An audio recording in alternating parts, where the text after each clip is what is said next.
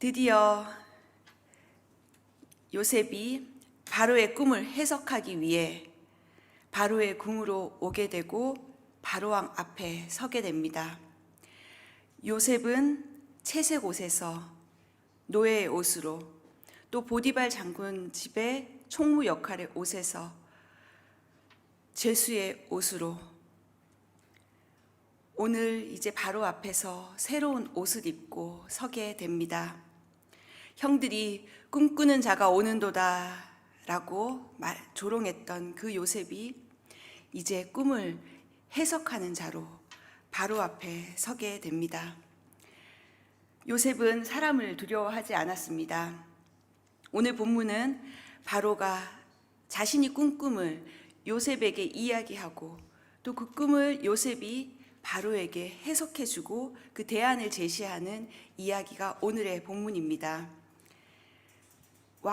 왕과 종이 만났지만 하나님의 스포트라이트는 요셉을 비추고 있습니다. 세상은 신분이 높은 사람에게 지대한 관심을 갖지만 성경은 하나님의 사람에게 관심을 갖습니다.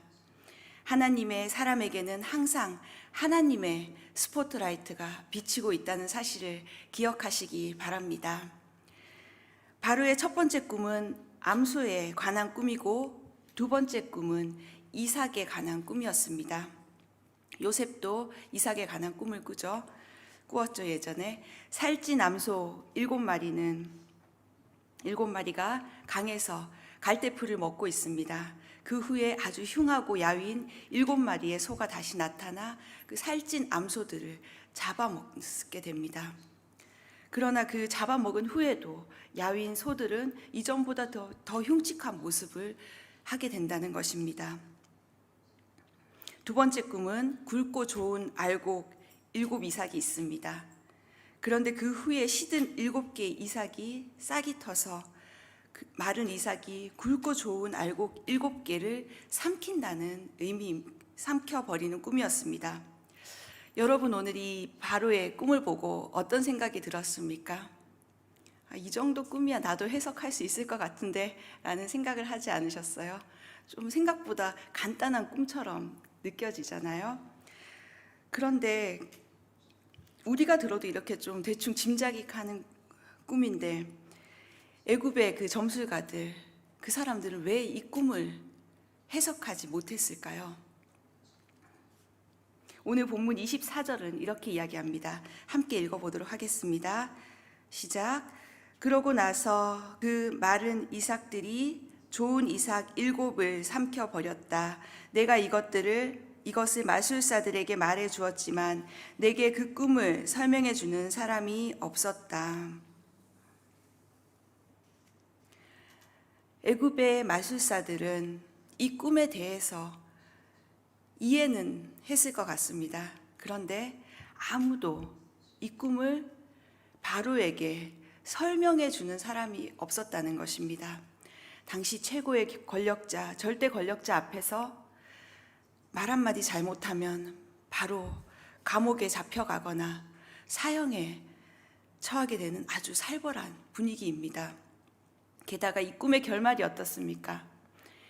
이집트가 결국은 망하게 된다. 이런 절망적인 꿈 아닙니까? 감히 이 꿈의 해석을 바로왕 앞에서 담대하게 말할 수 있었던 사람은 없었던 것입니다. 또 한편으로 마술사들은 과거의 일은 잘 알았지만 하나님의 섭리에 대해서는 전혀 해석할 수도 없었습니다. 그러나 오늘 믿음의 사람 요셉은 어떻습니까? 왕 앞이든 누구 앞이든 전혀 두려워하지 않았습니다. 하나님을 향한 온전한 신뢰가, 그 신뢰의 믿음이 요셉에게는 있었기 때문입니다. 저는 우리 동경 오누리 성도님들께도 이런 요셉과 같은 담대한 믿음이 있기를 간절히 축원합니다. 세상의 힘이 아무리 우리를 위협하고 덮쳐올지라도, 결과가 아무리 불길하다 할지라도 주님과 동행한다면, 주님과 함께 한다면 안전하다는 그 믿음, 그것이 우리를 참 평안으로 인도합니다.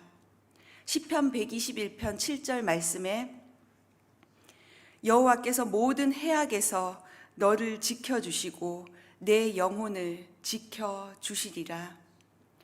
요셉은 하나님 안에 거하는 그 담대한 믿음으로 오늘 꿈 해몽을 시작합니다. 25절에서 32절 본문이 바로 그 꿈을 해석하는 장면입니다.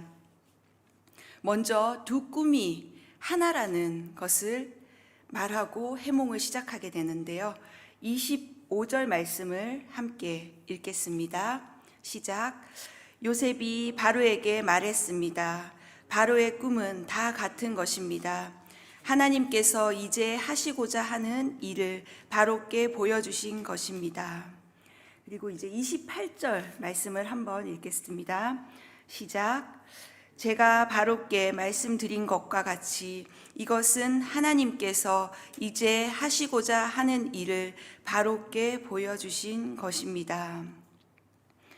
이렇게 25절, 28절에 동일하게 하나님께서 하시고자 하는 일을 바로께 보여주신다라고 이야기합니다. 우리 한국의 서빙고 온누리교회 이기훈 목사님 항상 줄을 칠 필요가 있다고 이렇게 설명하는데 이 본문은 반드시 줄을 좀 쳐주셨으면 좋겠습니다. 이 꿈의 해석의 기준이 바로 하나님께 있다라는 것을 요셉은 먼저 선포하고 이 해몽을 하는 것입니다. 단순한 꿈이 아니라 이 꿈은 하나님이 주신 것입니다. 그것을 강조하고 있죠. 하나님의 섭리가 이 꿈 안에 있습니다 라는 것을 말합니다. 세상에 하나님의 존재가 드러나지 않고 아무 일도 일어나지 않는 것 같아 신이 없다라고 외치는 무신론자들이 더 늘어가고 있습니다. 아무리 기다려도 아무리 기도해도 변하지 않는 것 같고 현실은 막막한 이 상황 가운데에서 하나님은 분명히 일하고 계신다는 그 믿음으로 하나님을 신뢰하는 것, 하나님이 온 땅을 다스리고 계신다는 그 확신을 갖는 것, 그것이 바로 하나님이 기뻐하시는 믿음입니다. 하나님은 지금도 일하시며 우리의 삶의 문제에 개입하고 계십니다. 오늘 본문은 바로의 꿈에 하나님께서 직접 개입하신 것입니다. 하나님은 침묵하는 것이 아니라 하나님의 방법으로 지금도 일하고 계십니다. 인간은 아무리 대제국이고 또 모든 권력과 재물을 가졌다 할지라도 이런 꿈 하나 해석 못하는 연약한 존재입니다. 그러나 하나님은 하나님의 방법대로 하나님의 때에 일하십니다. 저는 오늘 새벽에 기도하시는 분들이 이 하나님의 일하심을 발견하는 은혜가 있기를 간절히 축원합니다. 요셉은 바로의 두 가지 꿈을 명쾌하게 해석해 갑니다.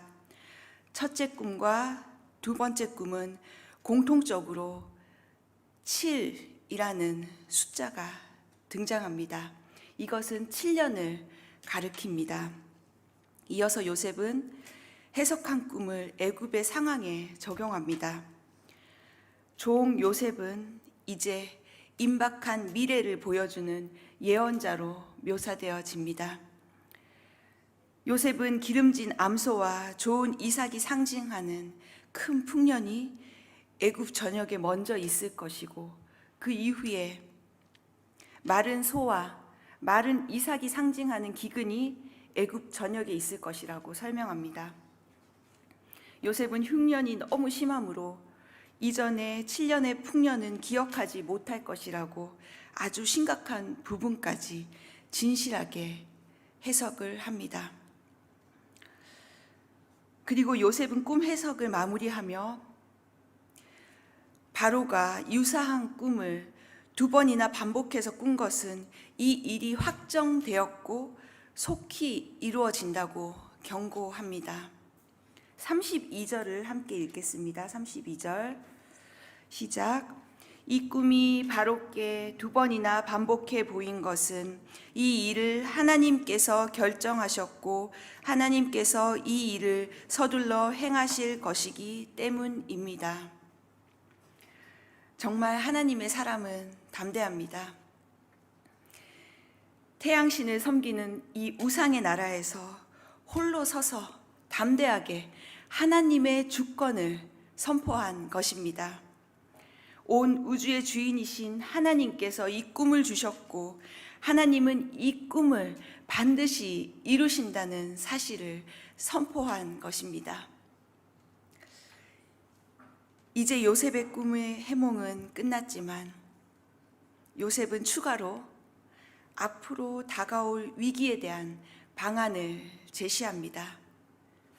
33절 함께 읽겠습니다. 시작. 이제 바로께서는 분별력과 지혜가 있는 사람을 찾아 이집트 땅 위에 세우십시오. 아멘. 분별력과 지혜가 있는 사람을 찾아 세우라고 제안합니다. 이것은 훌륭한 지도자를 표현하는 말입니다. 출애굽기 35장 31절에 성막을 섬기는 일꾼들을 세울 때 동일한 기준을 제시하는데요. 출애굽기 35장 31절 말씀에 하나님의 영이 가득하고 재능과 능력과 지식으로 모든 일들을 하게 하셨다. 나라를 경영하는 일도 주님의 교회를 경영하는 일도 분별력과 지혜가 있는 사람, 하나님의 영이 가득한 사람이 세워져야 합니다. 34절에 바로에게 구체적인 방법을 이야기하는데요. 풍년의 기간 동안 온 땅을 감독할 사람을 임명하고 또 소출의 5분의 1을 거둬들이라고 이야기합니다. 또 전국적으로 국고, 창고를 건설하라는 34절, 35절 본문에 그런 제안을 합니다. 하나님의 놀라운 방법입니다. 그것은 7년간 모아두었다가 이후에 올 7년의 흉년을 대비할 그 식량을 마련하라는 것입니다. 지금으로부터 4,000년 전에 이런 인사제도, 세금제도, 관리제도를 만들었다는 사실입니다. 요셉의 해석은 절망이 아니라 희망으로 살 길을 보여줍니다. 요셉은 어릴 적 보았던 그 꿈을 안고 하나님의 비전을 품고 온 땅 모든 민족의 삶을 생각했습니다. 하나님께서 우리에게 주신 비전은 내 개인의 열망이나 소망이 아니라 하나님의 역사를 이루는 모자이크의 한 조각과 같은 것입니다. 모든 열방이 주께로 돌아와 주님을 예배하는 것, 주님의 다시 오심을 예비하는 것입니다. 하나님께서 요셉에게 지혜를 주셔서 이 비밀을 알게 하신 것이죠. 요셉은 12년, 13년이라는 시간 동안 오랜 연단의 과정을 거쳐 이제 하나님의 때에 쓰임받게 된 것입니다.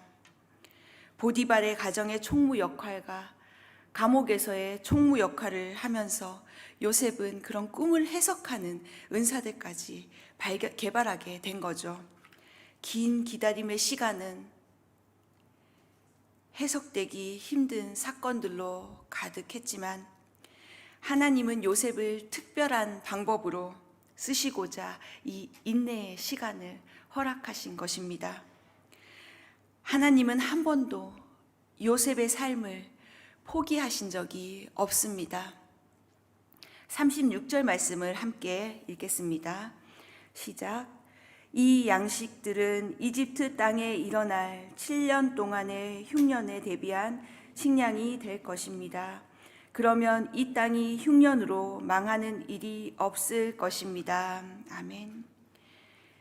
이 땅이 흉년으로 망하는 일이 없을 것입니다. 아멘. 오늘 이 말씀이 우리에게 이루어지기를 소망합니다. 열심히 믿음 생활하고 주님 바라보며 열심히 살아갈지라도 영적 기근이 찾아올 수 있습니다. 그러나 흉년이 온다 해도 우리가 계속해서 주님의 얼굴을 구하고 하나님을 바라볼 때 어떠한 고난이 찾아오더라도 어떠한 어려움에 처할지라도 우리는 결코 망하지 않는다는 사실입니다. 성도의 삶은 하나님의 손 안에 있기 때문입니다. 요셉의 꿈으로 보이신 하나님의 뜻은 하나님이 정하신 때가 되자 이제 세상 가운데 드러나게 된 것입니다. 우리에게도 각자에게 맡겨진 하나님의 계획하심, 하나님의 뜻하심이 분명히 있습니다. 하나님의 뜻은 우리의 기대와 요구대로 이루어지는 것이 아닙니다. 하나님께서 주권자이시기 때문에 우리의 시간이 아니라 하나님이 정하신 하나님의 시간표대로 그 일은 진행됩니다. 아직 주님의 뜻이 보이지 않는다고 낙심하지 마십시오. 포기하지 마십시오. 하나님의 때가 되면 요셉처럼 하나님의 꿈을 이루는 일에 귀하게 우리가 쓰임받을 줄 믿습니다. 하나님의 시간표를 믿으며 오늘도 믿음으로 승리하는 우리 성도님들 되시길 주님의 이름으로 축원합니다.